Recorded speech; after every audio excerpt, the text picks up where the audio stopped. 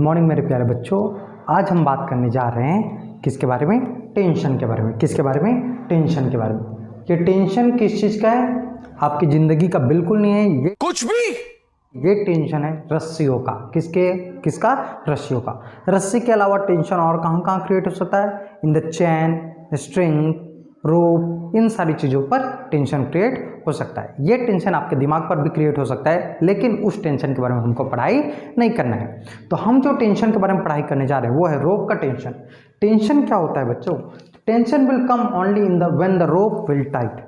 जब रोप टाइट होगा तभी टेंशन क्रिएट होगा, अदरवाइज टेंशन क्रिएट नहीं होगा।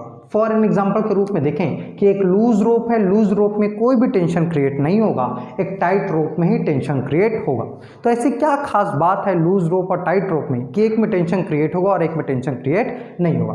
तो समझने की बात यह बेटा कि it is a internal force. Now second point is, पहला पॉइंट तो ऑब्स्ट्रक्ट कर रहा है कि यार ये ऐसी क्या खास बात है कि टाइट रोप में ही काम कर रहा है। नंबर 2, ये इंटरनल फोर्स है और मैंने जहां तक सुना है इंटरनल फोर्सेस के बारे में फिजिक्स में पढ़ाई नहीं करते हैं। फिर ये इस फोर्स के बारे में क्यों पढ़ाई करते हैं? दोनों पॉइंट को ध्यान से समझते हैं। क्या हुआ कि दो मासेस हैं M1 और M2, कहाँ पर लाई डाउन है? ग्राउंड पर लाई डाउन है बच्चों। कहाँ पर लाई डाउन है? ये ग्राउंड पर लाई डाउन है।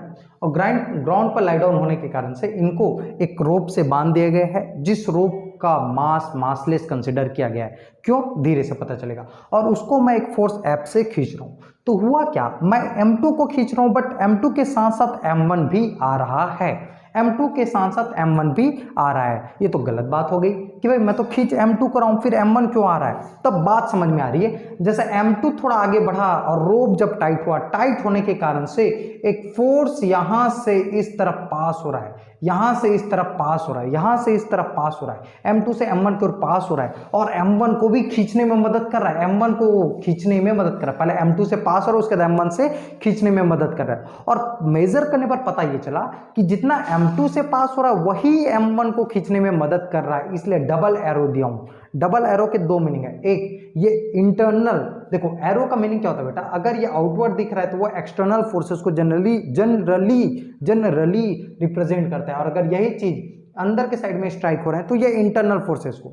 तो टेंशन जो है एक तरह का इंटरनल फोर्स है। एक एग्जांपल के तौर पे समझाऊं कि ऐसा एक ब्लॉक लटक रहा है, तो जब भी आप मास m है, नीचे mg जब भी आप लिखते हैं तो ऐसा डाउनवर्ड दिखाते हैं, आउटवर्ड। जब क्यों? क्योंकि mg एक तरह का एक्सटर्नल फोर्स है। आई होप आपको बात समझ में आ गई होगी। ओके, तो जितना फोर्स M2 से पास हो रहा है वही फोर्स M1 को खींचने में मदद कर रहा है। तो दोनों का वैल्यू सेम और डायरेक्शन अपोजिट है। फिर भी बात समझ में नहीं आई, अच्छे से समझ में नहीं आ रहा, तो इसी चीज को एक बार और करके देखें। क्या किए, एक वॉल से हमने रोप को बांध रखा है। ये रोप है बेटा अपना, क्या ये रोप है? रोप को बांध रखा है और एक्सटर्नल फोर्सेस इसको पकड़ के खींच रहे हैं। तो क्या हो गया, एक तरह का फोर्स, यहां पर एक तरह का फोर्स से हम खींच रहे हैं जिसको टेंशन का नाम दे रहा हूं, वो टेंशन पास हो रहा है। ओके, अब क्या मैं दीवार को खींच पाया? क्या नहीं। क्या दीवार मेरे को खींच पाया? क्या नहीं। लेकिन इतना तो दिख रहा है कि मैं एक एक्सटर्नल फोर्स लगा रहा हूं। इसका मतलब है दीवार भी अपोजिट डायरेक्शन में एक एक्सटर्नल फोर्स लगा रहा होगा, एक एक्सटर्नल फोर्स लगा रहा होगा। अब मैं दीवार को नहीं खींच पाया, दीवार मेरे को नहीं खींच पाया, इसका मतलब क्या है? इसका मतलब यह है बेटा कि दोनों के फोर्सेस का डायरेक्शन अपोजिट डेफिनेटली होगा और मैग्नीट्यूड बराबर होगा। अदरवाइज जिसका ज्यादा रहता वो दूसरे को खींच लेता। तो ये खींचने की प्रोसेस में ये समझ में आ रहा है कि दोनों का मैग्नीट्यूड बराबर है और डायरेक्शन अपोजिट है। इसीलिए इसी चीज को कैसे रिप्रेजेंट करते हैं? टेंशन को ऑलवेज ऐसा एक टी के रूप में रिप्रेजेंट करते हैं और डायरेक्शन अपोजिट रहता है, डायरेक्शन अपोजिट रहता है। ओके, अब पॉइंट और क्या कंसिडर करने वाली बात है कि भाई डायरेक्शन ऑफ टेंशन कैसे निकालें? तो डायरेक्शन ऑफ टेंशन, क्योंकि एक तरह का फोर्स है, टेंशन क्या एक तरह का फोर्स है, फोर्स वेक्टर क्वांटिटी है, तो डायरेक्शन हमको चाहिए। तो डायरेक्शन कैसे निकालें? Then the direction of tension will be the along the rope and away from the body, along the rope and away from the body. मतलब कैसे? अगर तीन जो ब्लॉक हैं वो अगर ग्राउंड पर रखे गए हैं, ओके, उनको फोर्स F से खींचा जा रहा है, तो M3 पर कैसा? M3 की बात करूं तो M3 के लिए ये वाला फोर्स है अपना कंसीडर करने वाला। कौन सा? ये वाला, ये M3 का ये वाला फोर्स है कंसीडर। और M2 के लिए away from the body, along the rope and away from the body, M2 के लिए ये वाला है। वैसे M2 के लिए away from the body, away from the body ये वाला M2 के लिए, और M1 के लिए अवे फ्रॉम द बॉडी ये वाला। मतलब बोलने का सिंपल है, जिस पॉइंट पर आपको टेंशन देखना है वहां पर से रोप किधर गया उसको देखना है, रोप को पकड़ लिया और बॉडी से अवे लगा देना है। फॉर एग्जांपल के तौर पे ये वाला देख लो, अगर इस पॉइंट के लिए टेंशन निकालने बोला तो along the rope and away from the body this one. इस पॉइंट के लिए निकालने बोला तो along the rope and away from the body this one.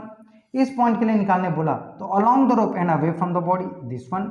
इस पॉइंट के लिए निकालने बोला तो along the rope and away from the body this one. I hope आपको समझ में आ गया होगा। चलो ये वाला आप खुद करके देखो। M2 ये वाला पॉइंट के लिए किधर, ऊपर की ओर, ये वाला पॉइंट के लिए किधर, नीचे की ओर, ये वाला पॉइंट के लिए किधर, ऊपर की ओर, और ये वाला पॉइंट के लिए किधर, नीचे की ओर। आई होप आपको डेफिनेटली समझ में आ गया होगा। इसके साथ साथ ये फ्री बॉडी डायग्राम अगर भी आप चाहो तो उसको भी सीख सकते हो। टेंशन को तो दिख गया, और कौन सा फोर्सेस लग रहा है, mg लग रहा है, कौन सा इधर, M1 के लिए M1g, M2 के लिए M2g। इन फोर्सेस का भी डायरेक्शन आप कर सकते हो, मतलब आप फ्री बॉडी डायग्राम बना सकते हो अगर आप चाहो तो साथ ही साथ। ठीक है, ये अगर मास है नीचे mg लग रहा होगा। एक और खास बात जो आपको जानना जरूरी है, टेंशन हमने क्या कंसीडर किया है, मासलेस। क्यों, ताकि हर पॉइंट पर टेंशन बराबर हो। नंबर 2, अगर if rope will change then tension will change definitely.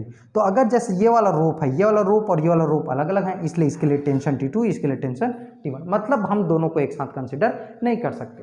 Rope change, tension change, जैसे लाइफ की राय, दोस्त चेंज वैसे ही relation change. Okay, thank you.